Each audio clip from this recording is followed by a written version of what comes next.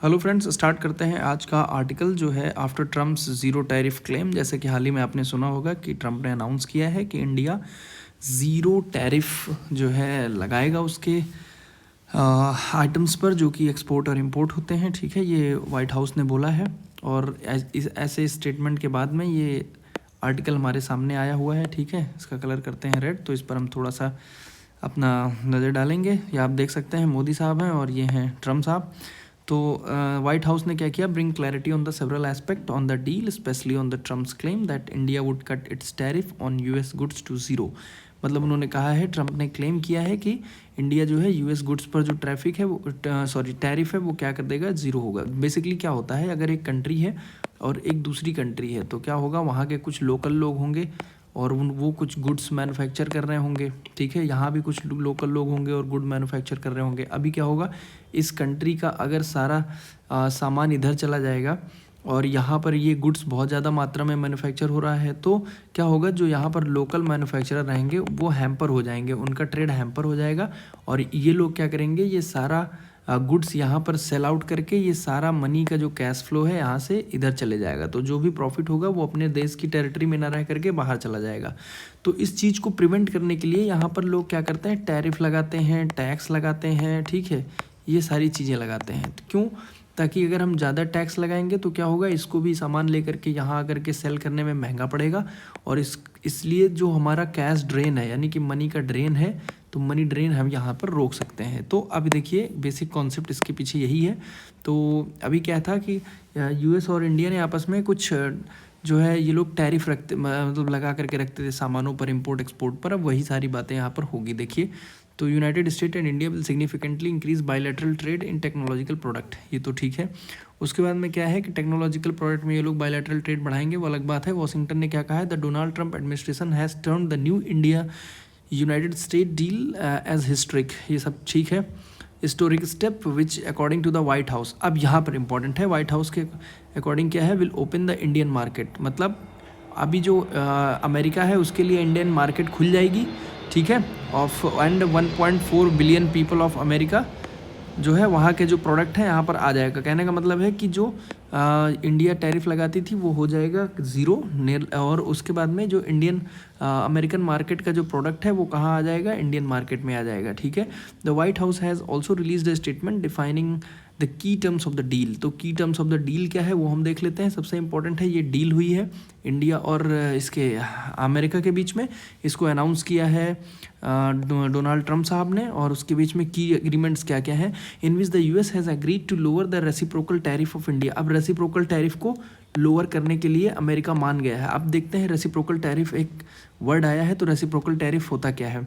तो reciprocal tariffs जो होते हैं, they are impose taxes on the country impose to match the tariff rates and other nation applies to it good aiming for the fair और the balance trade. वही जो मैंने यहाँ पर आपको बात समझाई थी कि क्या करता है, मान लीजिए अभी इसके पास बहुत सारा एप्पल हो रहा है, एप्पल, ठीक है। अब इस एप्पल को ये सेल करेगा इस कंट्री में, और इसके पास भी कुछ आइटम है, ठीक है। मान लीजिए इसके पास बहुत ज़्यादा ग्रेप्स हो रहा है और ये इधर सेल करेगा, तो क्या करेगा, ये चाहेगा कि हम जो है अंदर ही अपना जो फ्रूट्स है अंदर ही मतलब कि बनाएं और हम बाहर सप्लाई करें ज़्यादा, ठीक है, ताकि हम बाहर से जो कैश फ्लो है वो हम अपने कंट्री में ला सकें।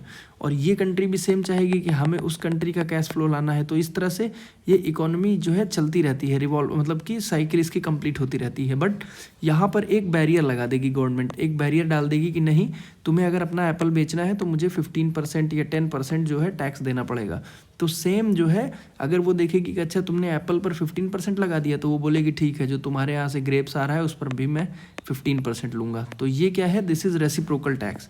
क्या है, ये है रेसिप्रोकल टैक्स। यही यहाँ पर बताया गया है कि जो रेसिप्रोकल टैरिफ है उसको बैलेंस करने के लिए, देखिए ये क्या कहा है कि this is the policy designated as the tool of economic protectionism to pressure partner to lower their trade barrier but can lead to the retaliatory trade wars. ये सब ठीक है, इससे क्या होता है, कभी कभी ट्रेड वॉर्स भी हो सकता है। तो ये सब एग्जाम्पल दिया हुआ है, ठीक है। अच्छा, तो यहाँ पर जो डील का कुछ प्राइम एस्पेक्ट्स हैं वो ये है कि जो रेसिप्रोकल ट्रैफिक है, पहले टैरिफ है वो पहले क्या हुआ करता था 25%, अभी इसको कर रहे हैं कितना 18%। The statement broad clarity on the several aspect of the deal, specially on the president Trump's claim on India agreeing to cut the tariff and non tariff barrier against the United State to 000, ये बहुत important है, 0 कर रही है tariff. It also specified that Trump has agreed, इस तरह से हमारी इंडियन मार्केट तबाह हो सकती है, ठीक है। It also specified that the Trump has agreed to remove the additional 25% tariff on the Indian import in recognition of the New Delhi's commitment to stop purchasing of the Russian oil. मतलब अगर India क्या करे, India जो है अभी क्या कर रही है, रसिया से ऑयल ले रही है, ठीक है। ऑयल कहाँ से आ रहा है इसमें, रसिया से आ रहा है, ठीक है।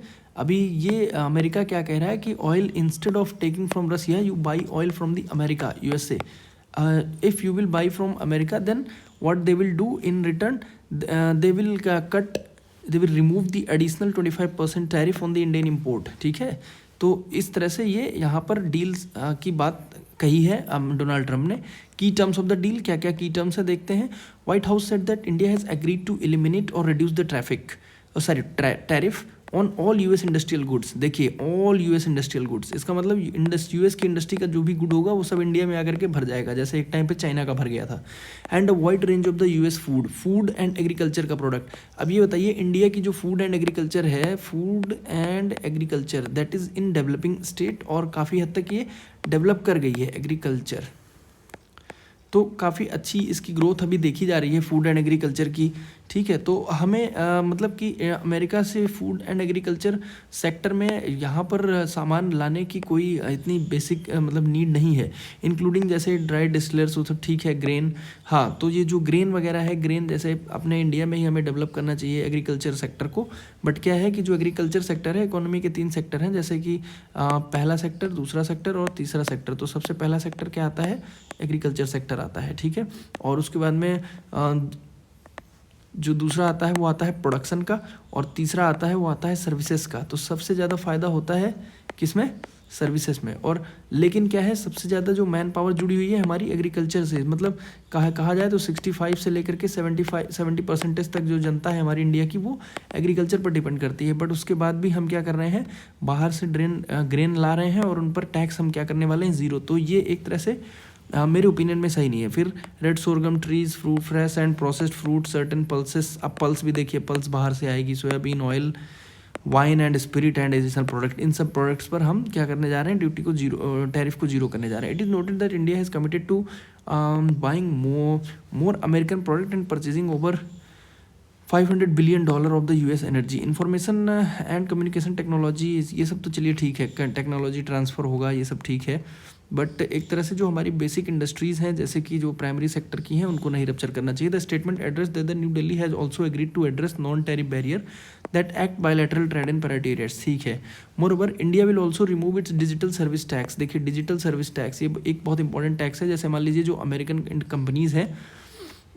कंपनीज़ हैं, जैसे कि अभी देखिए गूगल है, उसके बाद में जैसे फेसबुक है, और मतलब जो बहुत ज़्यादा मल्टीनेशनल कंपनीज़ हैं, और जो डिजिटल चीज़ें प्रोवाइड करा रही हैं, जैसे सर्विसेज प्रोवाइड करा रही हैं, सॉफ्टवेयर प्रोवाइड करा रही हैं, इन पर क्या लगता है, एक डिजिटल सर्विस टैक्स लगता है। जैसे फॉर एग्जांपल अमेरिका की सेटअप कंट्री अगर इंडिया में अपना कोई सेटअप खोलती है तो वहाँ पर क्या इसे देना होता है, डिजिटल सर्विस टैक्स। तो बहुत सारे अमेरिका की कंपनीज़ हैं, तो इंडिया ने ये भी बोला है कि India will also remove digital service tax, मतलब उनसे भी टैक्स नहीं लेगी।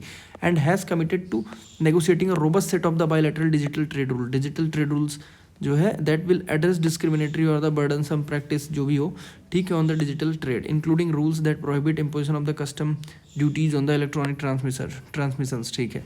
The statement at the United State and India have also agreed to negotiate rules on the origin that ensures that agreed benefit accrue predominantly to the United States, ठीक है, and India, मतलब दोनों को benefit मिल सके। Both nations were also committed to strengthening economic security alignment to enhance economic security alignment, देखिएगा, to enhance supply chain enhance करेंगे, resilience and innovation through complementary action to address non market policies in the third part as well as cooperating on inbound and outbound investment review and export control. इस पर भी जो है एक review होगा, ठीक है। तो इनबाउंड और आउटबाउंड इन्वेस्टमेंट क्या होता है देख लेते हैं। Inbound investment involve the foreign entities investing capital into the local economy, ठीक है। और जैसे फॉरेन डायरेक्ट इन्वेस्टमेंट हुआ, फॉर एग्जांपल इनबाउंड, जैसे मान लीजिए एक कंट्री है, एक कंट्री क्या मान लीजिए इंडिया है, और उसके बाद में और बहुत सारी कंट्री, जैसे कंट्री ए, कंट्री बी, कंट्री सी, ठीक है। और अभी क्या हो रहा है, यहाँ से पैसा आ रहा है यहाँ पे इंडिया में, तो ये पैसा क्या हो रहा है, इनबाउंड हो रहा है। क्या है, इनबाउंड हो रहा है। बट इन केस अगर ये इंडिया जो है किसी दूसरे कंट्रीज़ में पैसा लगा रही है, मान लीजिए डी को या एफ को दे रही है, तो ये हो जाता है मनी, क्या हो जाता है, आउटबाउंड, ठीक है। तो जैसे फॉरेन डायरेक्ट इन्वेस्टमेंट्स हैं, वाइल तो एफपीआईज हैं, ठीक है, तो ये सब क्या है, एक तरह से इनबाउंड है। और आउटबाउंड में क्या आता है, refer to the domestic entities investing in the foreign market, ठीक है, तो ये हो जाता है आउटबाउंड। आगे चलते हैं।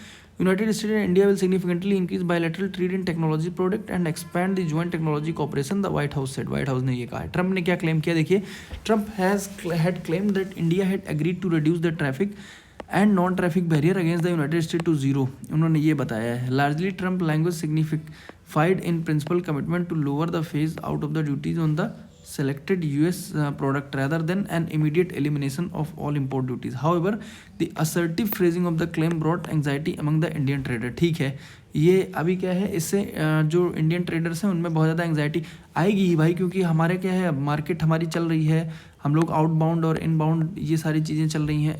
इस बीच में आप जो है क्या करोगे, टैरिफ को अगर ज़ीरो करते हो तो इस तरह से जो इंडिया की लोकल मार्केट है, जो लोकल प्रोड्यूसर्स हैं, जो एग्रीकल्चर सेक्टर में जुड़े हुए लोग हैं, वो जो है वो रप्चर होते हैं, इससे परेशान होते हैं। फिर क्या है, for the statement followed a call between President Trump and Indian Prime Minister Narendra Modi last week, in which the leader reached a framework for interim agreement on the reciprocal trade and reaffirmed for commitment to the broader US मतलब US India bilateral trade agreement. सारी ये चीज़ें यही मतलब इसमें समझाई गई है। The statement said that in coming week, Washington and New Delhi will promptly implement this framework and work toward finalizing the interim agreement in view of the concluding mutually beneficial, ठीक है, bilateral trade agreement and log benefit for the American worker and the businessman, ठीक है। अब क्या है, in line with the road map set for the terms of the references. ये क्या है, वे फॉरवर्ड। जैसे हम भी आंसर कोई लिखते हैं तो हम वे फॉरवर्ड लिखते हैं उसमें कि क्या क्या कर सकते हैं, क्या नहीं कर सकते हैं। तो देखिए, United State and India will continue negotiation to address remaining tariff barrier, additional non-tariff barriers, technical barrier to trade, customs and the trade facilities, good regulatory practices, trade remedies, services and investment, intellectual property, labor environment, मतलब ये सारी चीज़ें अगर अच्छे से manage होंगी तब जा करके इनकी जो ट्रेड नेगोशिएशंस हैं वो सक्सेसफुल रहेंगी, ये कहने का इसका मतलब है। तो हमने इसमें काफ़ी सारी चीज़ें सीखा, जैसे कि एक तो हमने सीखा एक रेसिप्रोकल ट्रैफिक क्या होता है, टैरिफ क्या होता है वो सीखा। उसके बाद में ज़ीरो टैरिफ करने का यहाँ पर जो है बात चल रही है, ट्रंप ने वो अनाउंस किया है, वो हमने सीखा। उसके बाद में हमने इनबाउंड आउटबाउंड सीखा।